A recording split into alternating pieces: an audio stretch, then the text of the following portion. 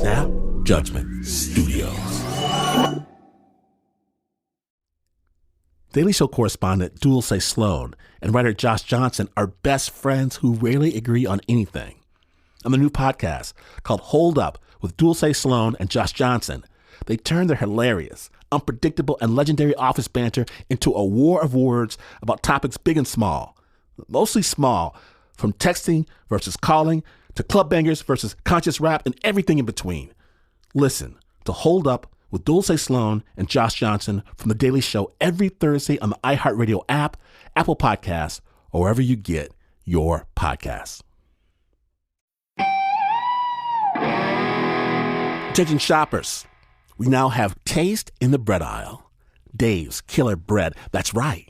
An organic bread that's no longer a sedative for your taste buds. Dave's Killer Bread is on a mission to make the most of the loaf, to rid the world of GMOs, high fructose corn syrup, and artificial ingredients, and plant the seeds of good in all that they bake. Killer taste, killer texture, always organic.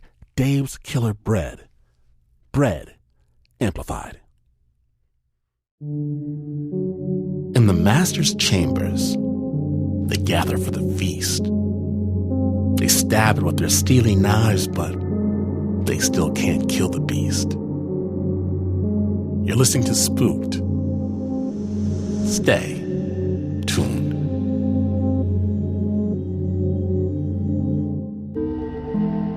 From Luminary Media, you've crossed over to Spooked. Yes, Spooksters.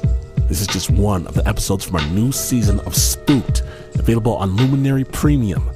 Our partnership with Luminary allows us to produce 26 all-new episodes of Spooked, more than we ever have before, and all of it ad-free on the Luminary app.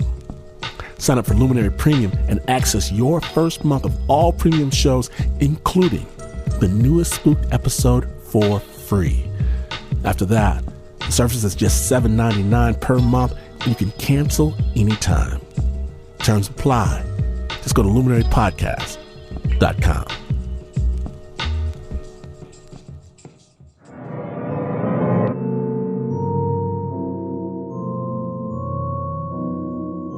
It's easy to say. I've said it myself. It's all in your head. It's just a projection. Born of grief. Born of terror. That's all it is. Sure. Don't you get it? But then, projections. Now, projections. They don't talk back. Get ready, dear listeners. Spook starts now.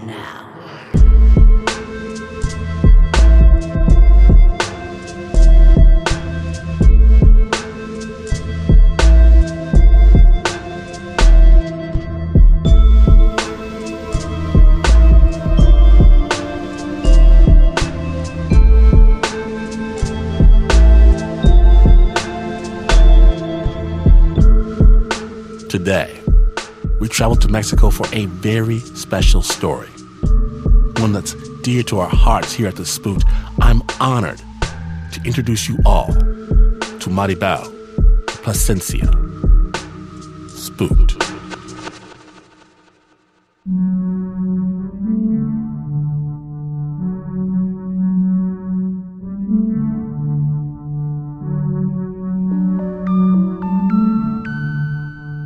Mi hermano Santiago y yo. My brother Santiago and I, we played a lot. A Santiago, we called Santiago Santi for short. And sometimes I liked to mess with Santi. One time we played hide and seek, and my mom had this old refrigerator. And it occurred to me to stick him in the fridge. And boom, I closed the door. And that's when I start to hear my brother's cries and screams. Kitty, Kitty, I don't see you. Kitty, I don't see you. When I open the door, he throws himself into my arms. And I said, but why are you crying? I couldn't see you. I couldn't see you. I mean, it was dark in there for my little brother. Eso sí tenía pavor de estar solo. And that's the thing. He hated being alone. When I'd leave for school, he'd also cry because he didn't follow anyone else the way he followed me. I took care of him. I gave him his bottle. I changed his diapers. We slept together. And we grew up like that. That day, my mom was in her room, and I was in the kitchen with my sisters. We were playing. I was 8 years old, and my little brother was going to turn 3. And a boy from the neighborhood comes by and asks my mom if he could borrow a wheelbarrow. My mom says, I can't come out, but come inside and take it. So my little brother, when he hears the boy's voice, he runs to see him because that boy was always playful with him. And that boy, he picks up the wheelbarrow that's in the back patio, and it slips. The wheelbarrow hits a brick wall, and some of the bricks fall. And one of those bricks hits my little brother. It hits him on the back of the head, and he falls. We all run over to see. My mom takes him in her arms. She picks him up and tries to wake him, but he doesn't respond. I start screaming. What's wrong with my little brother? My mom runs out with my little brother. She's barefoot even, and she gets in a taxi. They left. I remember my sister Rosie and I went outside. There was a big rock in the street, and we sat on the rock. And I go, but what happened to him? Did you see? We didn't know what had happened to my little brother. We see the taxi pull up to the house, and my mom looked like a zombie.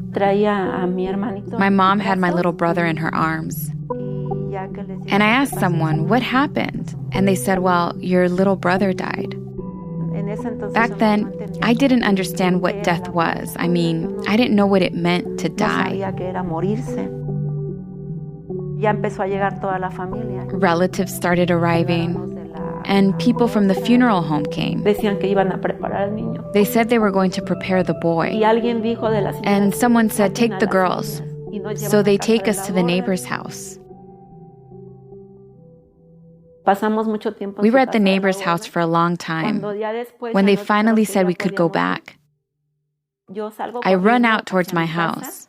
The door to my mom's room was open, and so that's when I see the coffin for the first time. A little white coffin. And in the middle of her room, they made a cross out of sand. And on top of the cross, they placed my little brother's coffin. It had velvet trimming all around it. White velvet. I got close. I couldn't see him entirely, but standing on my tippy toes, I was able to see him. He was dressed in white, with a little white button-up shirt and white pants with suspenders. His little hands were crossed over his chest. I start crying right there, and I hug the coffin. Santi, you're not dead. You're just asleep. Get up, let's play. And the neighbors, one of them grabs me by the waist, another one grabs me by my feet. I'm kicking, I'm screaming. I nearly topple the coffin. It took 3 people to carry me out to the patio. They didn't let me back in.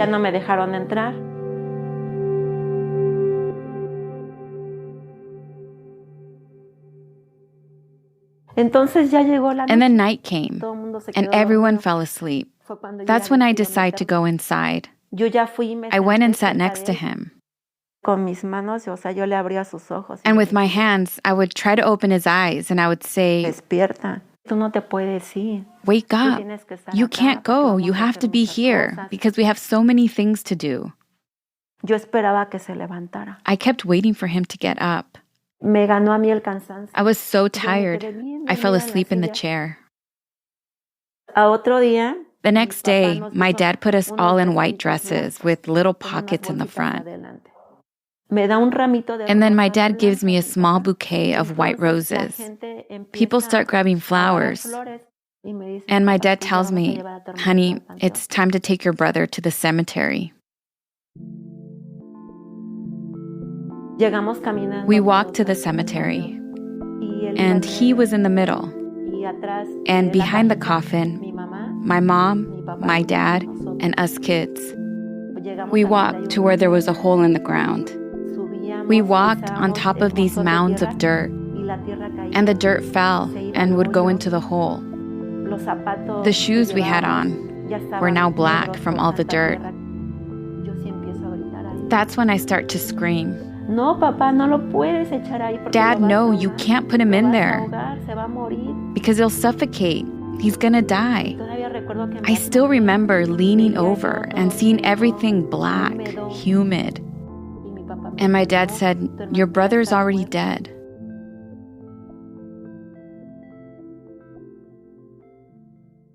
The priest did the sermon. I could only see his mouth moving. But I couldn't hear anything, like nothing. I couldn't hear what he was saying. I mean, I just wanted to throw myself into the hole with my little brother. They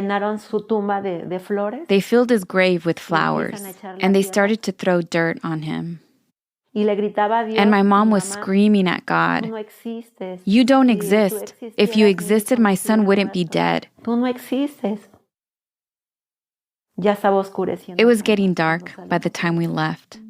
That night I said to my sister, what if we go to the cemetery to keep him company? And she said, no, he's dead.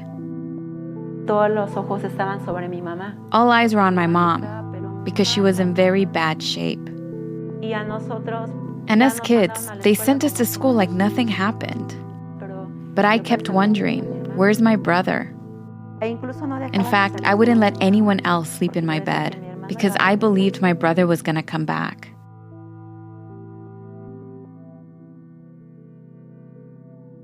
And one night, I was asleep. And when I move my body, I feel something next to me. I feel my arms around someone. I thought, oh, one of my sisters came into bed with me. Their backside was up against my chest. But when I opened my eyes, it wasn't my sister. It was my little brother. So I lean over, but real quick, like a spring. And I go, Santi, you're here? He was warm, soft. He was a person, like any other person. I mean, he wasn't a ghost or a corpse that was cold and stiff. I mean, it was him. It was him with his white clothes. He was right there. And he turns his head and looks at me and he laughs. I got scared. We sit on the bed and talk. And I said, what are you doing here? And he said, I haven't left. I'm here. I go, but we took you in a coffin. And he said, no, I'm here. And I said, but you're here all the time? In the morning, at night, you're always here? And he said, yes. I go, well, let's go tell my mom you're here. And he said, no, my mom can't see me. No one sees me. Only you can see me.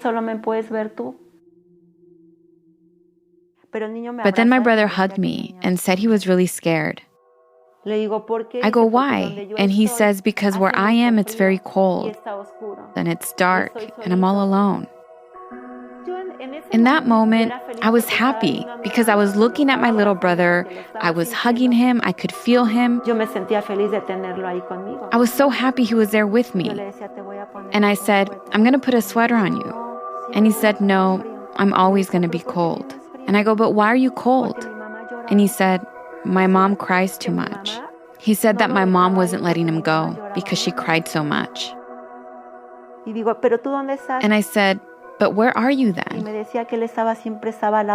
And he said that he was always next to my mom. It was the next day. I didn't go to school. because I wanted to see if my brother was here. All my siblings left. My mom, I could see her from my room. I focused on her movements. With my eyes, I scanned her bed to try to see where my little brother could be. I get out of bed. I go to her back and her head, and I start touching her with my hands. And I go to her feet. I sit on the bed and I stare at her. And she says, "Well, honey, are you crazy? What are you doing?" "Nothing." "What are you looking for?" "Nothing." And I stand up and I say, "Oh, I think I left something under your bed." I thought maybe because it was dark underneath the bed, he might be there. I go under the bed to look. I couldn't find him. I couldn't feel him. I didn't see him. During the day, I was always sad. At school, I stopped doing homework. I would fall asleep on my desk. I stopped playing with other kids. I didn't want to play with anybody, not even with my sisters, with nobody. I became quiet.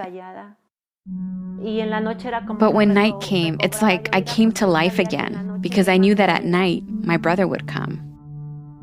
My little brother would come, and he would say, "I'm here." Oh, when I would hear those words, I would get up so fast, and I would say, "Let's play. What do you want to play?" Patty cake, patty cake. And we would play with his toys. And one time, we started playing in my mom's room. And then my mom woke up. My brother runs behind me. I immediately put my arms up, like trying to cover my brother up so my mom wouldn't see him. "What are you doing, honey? Are you okay? What's wrong? Why are you playing?"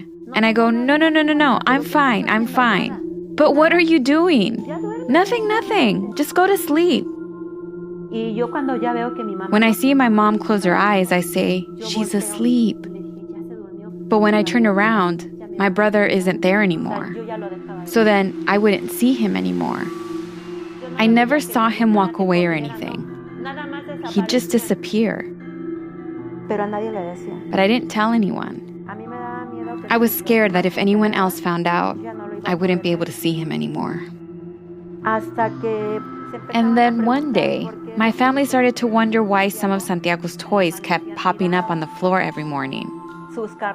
His little cars, his favorite 3-legged giraffe, or this little ball. My sister Rosie said, "I know who plays with the toys." And my mom said, "Who?" Kitty gets up in the middle of the night. She plays with someone. She talks with them and she laughs. Liar, that's not true. I don't play with anyone. I don't get up. I denied it. My mom said, "Honey, maybe you're dreaming or something." "No, it's not true. And my sister goes, "Yes, she does get up." They even had my sister keep an eye on me during the night to see who I played with, but she never did because she was so scared. And so I kept seeing my brother. I kept playing with him. And one night he came, and he said that soon we were going to be together. What did Santi mean? Find out when Spooked returns. Stay tuned. Welcome back to Spooked. When last we left, promises were made. Spooked. And one night he came, and he said that soon we were going to be together. I stopped eating. I would only take a couple of bites of food. And later, I would stick my finger down my throat to get the food out. I had a dog, and the dog would go under the table, and sometimes I would give my food to him. And no one noticed. I was getting thinner and thinner. I had big bags under my eyes. I was letting myself die so I could be with him. And so here comes my grandma. And she says, you know what? Something's happening here that's not normal. This girl isn't well. And so she says, we're going to take her to a temple. And I go, what's that? It's a place where they're going to cure you. I'm not sick. So that night I see my brother. And I cry and I tell him. My grandma says she's going to take me to a temple. And he said, don't go. You have to be with me.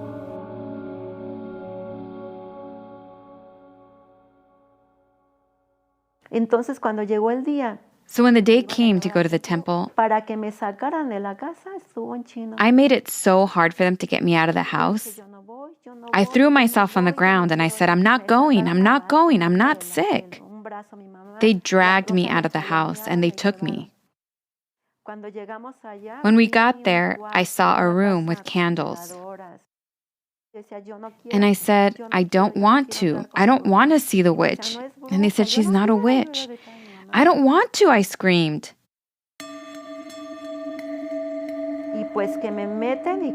They pushed me in. And when I see this woman, she scared me. The woman was big, her hair was long, she was dressed in white. She was sitting in a chair and her eyes were closed. She looked ugly. I'm standing in front of her and she starts... And like her whole body was shaking and her hands were shaking. And then my mom says, ma'am, I'm here with my daughter. And the woman says, quiet, sister, quiet. I know why you're here. The woman says to my mom, you have a son that just died, who was very close to this girl. My mom starts crying and says, yes. Your son, she says, he's going to take your daughter. Your son can't find the light. Your son is in the darkness. But because you won't let him go, you cry for him too much. And she said, your son's frightened. He feels alone, and that's why he wants to take his sister. And he's going to take your daughter if you don't do something. I wasn't sure if the woman was telling the truth, but what she said was very similar to what my brother had told me. I didn't know what to feel. The woman said, you're going to do a novenaria. Every day we were going to pray in my mom's room, where the vigil for my brother had been held. I would have to get on my knees and pray for 9 days. And with that, my brother would find the light. The first days were hard. My mom, my dad, and my grandma, they would have to drag me into my mom's room to pray. And when they would start to pray, I would cover my ears and lie down on the floor. I remember how they would force me. They would have to grab me by the shoulders and the knees to get me to kneel. I felt that if I prayed, I was going to harm my brother, that my brother was going to be alone and trapped forever in that cold and dark place. So I would cover my ears and go, no, no, no, I'm not going to pray. I'm not going to pray. And then my parents would start the prayer all over again. Santa María, Madre de Dios, ruega, Señora, por nosotros los pecadores en la hora de nuestra muerte. Amén. And then one night, my mom started crying and screaming, God, I give you my son. And to my little brother, she'd say, baby, follow the light. That's when things started to change. We were halfway through the novenaria, and in the night, my brother comes and says, I'm here. So I get up. Guess what? It's not dark anymore. There's light. And I go, what do you mean? He says, I can see light. And I said, like from a light bulb? Or from a lamp? Or like a match? He tried pointing to where the light was coming from, but I couldn't see anything. And he said, there's so much light. There's so many kids. And there's a man who's very good. He said, look, this man is waiting for me. And I go, but how are you going to go with that man if you don't even know him? And he goes, he's good. He's good. And I said, but how do you know there are kids? You already went? And he said, yes, I'm already with them. And I go, but how, Santi, if you're here? And he goes, because there's light, and now I can see the path. But this man said I had to come and say bye to you. I started crying, and I said, no. He goes, yes, my mom doesn't cry anymore. She doesn't cry anymore, and she's better. I go, well, tell the man to take me with you. And my little brother said, you can't come with me. You're going to live a very long time. And I said, aren't you scared? He said, no. Aren't you cold? And I said, you're not cold at all? No. Are you happy? And he said, yes. You like to play with the kids? I mean, I interrogated him, and he said yes. We hugged, and we cried. I started to feel calm. It's like I was no longer afraid to let go of my brother. He smiled now. His face was so different. He looked happy. He got up and said, I have to go. He turned. He walked across the dining room and went out the patio. And this is something I never saw, right? How my brother left. But this time I did see. And from that moment, I never saw him again. When I woke up the next day, I looked around me. Everyone was sleeping. I see my mom in her bed. So I get out of bed. I go to her. I start moving her and I said, Mom, Mom. And she wakes up, surprised. Honey, what's wrong? And I said, I'm hungry. I want to eat. I was sitting at the table and my mom gave me a glass of milk with bread. And I go, Mom, Santiago's gone. Honey, what do you mean? You saw him? And I go, yes, he came for the last time. He said goodbye to me. My mom falls to her knees and she cries and cries. And my mom said, yes, baby. Follow the light, my love. Follow the light. Little by little, I told my mom everything. I started to get better. I started playing with everyone, and I would tell my sisters, let's play patty cake. And every time we played patty cake, I thought of my little brother, but now it felt nice. And there is one thing. I was always looking up at the sky. And my mom would catch me and say, what are you looking for? And I would tell her, it's just, I want to see the light.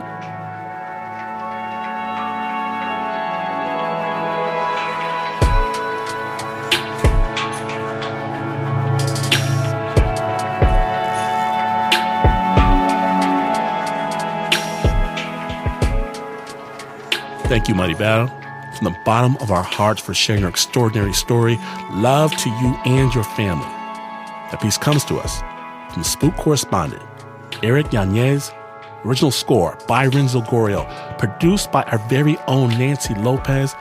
And we're going to have a Spanish language version of this story available.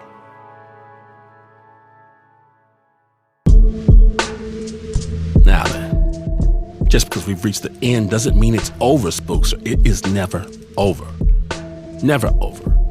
26 full, brand new Spooked episodes drop just this season on the Luminary app. You can get the Spooked archive of haunted storytelling as well. Be afraid. Take this dark journey with you wherever you travel. Scare those you love and those you don't love. And if you want stories free of those things that bump in the night, check out our sister podcast, Snap Judgment, Real People. Real stories that might just blow your mind. Cinema of Sound, snapjudgment.org. Spooked is brought to you by the team that steadfastly ignores any and all voices heard in the middle of the night. Please run away. From Mark Ristich, from Anna Sussman, our chief spooksters Eliza Smith, Marissa Dodge, Renzo Gorio, Leon Morimoto, Jacob Winnick, Tiffany DeLiza, Ann Ford, Eric Yanez, and Sana Khan. Original score is by Lauren Newsom. My name is Glenn Washington. Now, if you find a nickel in the forest, ask yourself some serious questions. Have you prepared to be in this forest? And for what reason are you searching for nickels when you know full well that your attention needs to be on remembering with laser-like focus to never, ever, no matter what, never, ever, never, never, never, never, ever, never turn out the light.